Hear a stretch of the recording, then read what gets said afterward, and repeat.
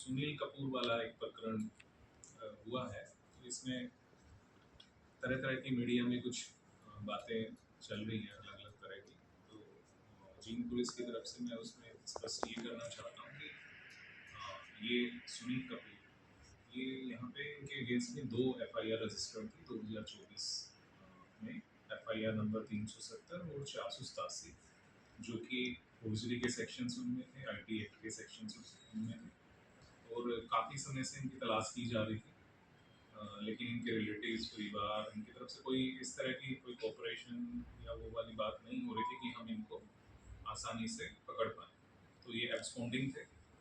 अब रिसेंटली हमें जो है कुछ इनपुट्स मिले, टेक्निकल इनपुट्स मिले और जो है इनकी हरिद्वार में लोकेशन की संभावना जो है लगी और वहाँ हमारी टीम क्राइम ब्रांच की टीम जो है वहाँ पहुँची है और कुछ स्पेसिफिक इसकी लोकेशन नहीं आ पा रही थी, लेकिन हमारे पास एक एरिया था कि इतनी पेरीमीटर में लोकेशन के हिसाब से कि ये हो सकते हैं। तो जो अंदेशा था कि रेलवे स्टेशन या फिर जो बस स्टॉप है वहाँ चांसेस थे इनके होने के। हालांकि हमें पूरी ये मालूम था कि इन्होंने अपना चेहरा कहीं ना कहीं दाढ़ी उगा के या उस तरह से थोड़ा चेंज कर रखा होगा, क्योंकि ये पहले भी आप लोगों की जानकारी में है कुछ ऐसे मामलों में संलिप्त रहे हैं कि कोई करप्ट प्रैक्टिसेस में किसी का नाम निकलवाना विसल ब्लोअर की तरह, चाहे वो पुलिस कर्मचारी हो या फिर कोई दूसरी अथॉरिटी वाला हो। तो एक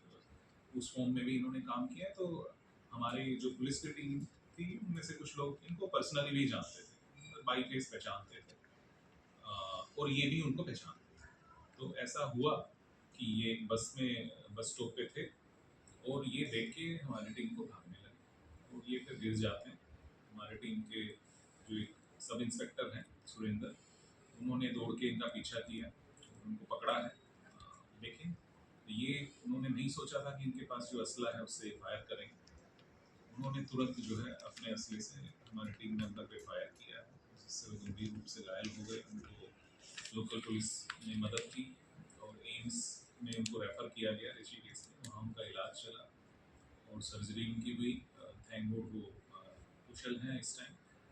इसके बाद इसमें वहाँ की हरिद्वार की पुलिस ने हमारी हेल्प करते हुए वहाँ जो है एक जो लोकेशन में जहाँ इनकी होने की अंदेशा था वहाँ पूरा सर्च अभियान चलाया गया।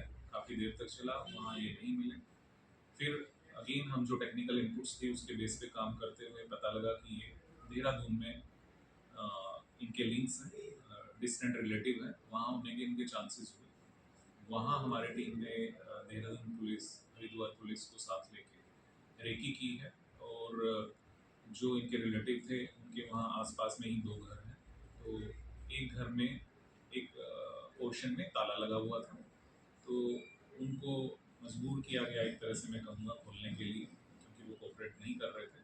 उनको साथ लिया, जितेंद्र नाम उनका है, जो इनके भाई ही लगते हैं।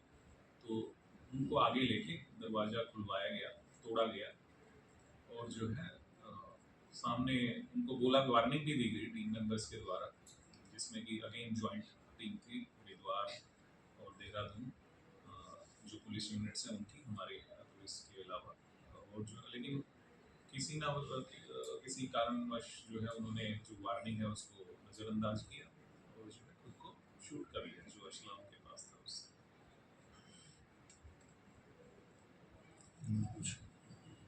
सर परिवार का एक सुनना जरूर लगा कि जो वहाँ हाथापाई उस पर बिजली लगी हुई सर, हमारे से कोई फायरिंग की बात सामने हमने लोगों से भी कंफर्म किया तो लोग उनका कहना सर जो फायर सुनील कपूर ने किया वो मिस फायर हुआ, वो नहीं लगा। नहीं, देखिए इसमें मेरा ये कहना है कि वहाँ मौके पे कुछ सीसीटीवी फुटेजेस अवेलेबल हैं जिसमें साफ दिखता है कि हमारा मुलाजिम उसको पकड़ने की कोशिश कर रहा है और ये भाग रहे हैं। ऐसा नहीं है कि वो तुरंत विद इन सेकेंड हुआ हो, ये भाग रहे हैं, गिर जाते हैं दोबारा से। तो अगर कोई ऐसी मंशा इसकी ना होती तो ये रुक के अपना पूछ सकते थे, कुछ कोई बात डायलॉग हो सकता था, बता सकते थे अपना कोई बात थी तो। लेकिन इन्होंने जब हमारी पुलिस और उन्होंने बता दिया जो मैं कहना चाह रहा था पहले कि वो पहचानते थे, तब भी इन्होंने छुड़वा के उनसे और तुरंत उनके ऊपर फायर किया है, जो कि वीडियो में कैप्चर्ड है। तो इसमें तो कोई शक ही नहीं है, इन्होंने जानबूझ के फायर किया है उस पर, 2 जगह इंजरी हुई है हमारे मुलाजिम की। जैसे सर इस मामले में अभी तक जो परिजन है वो आपसे मिले हैं, अगर उनको कुछ किसी तरह के डाउट है तो? जी बिल्कुल, पुलिस तो हम 24 आवर्स ओपन है, अगर कोई भी इस तरह से परेशान है या कोई डाउट है उनको, कोई शिकायत है तो मिल सकते हैं। जहाँ तक एक ईमेल के माध्यम से, बल्कि ये भी मैं बताना चाहता हूँ, हमें शिकायत भी प्राप्त हुई है परिवार की तरफ से, तो उसको हमने जांच में दे दिया।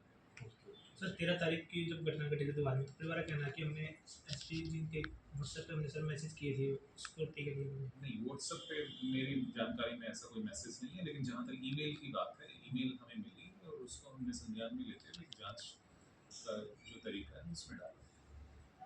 सर 1 तारीख को हाईकोर्ट में कोई पिटीशन याचिका उन्होंने लगाई थी जिसमें उन्होंने अपनी सुरक्षा मांगी थी, जान का खतरा बताया था परिवार का। जी तो ऐसे ही नाम से नहीं, मेरे संज्ञान में अभी ऐसी कोई बात नहीं।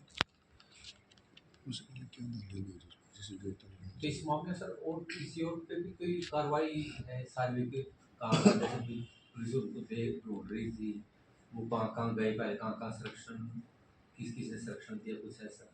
जैसा मैंने आपको बताया, ये 2024 अक्टूबर मंथ के 2 केसेस यहाँ रजिस्टर्ड थे और इनमें एक एसआईटी बनी हुई थी। एसआईटी हालांकि जो है ट्रांसफ़र कर दी गई थी हिसार ज़िला पुलिस के पास, और पिछले कुछ टाइम पहले ही इसको वापस जींद भेजा गया था, लेकिन क्योंकि जींद में भी कुछ प्रकरण हो गए थे तो उतना ध्यान इसको नहीं दिया गया।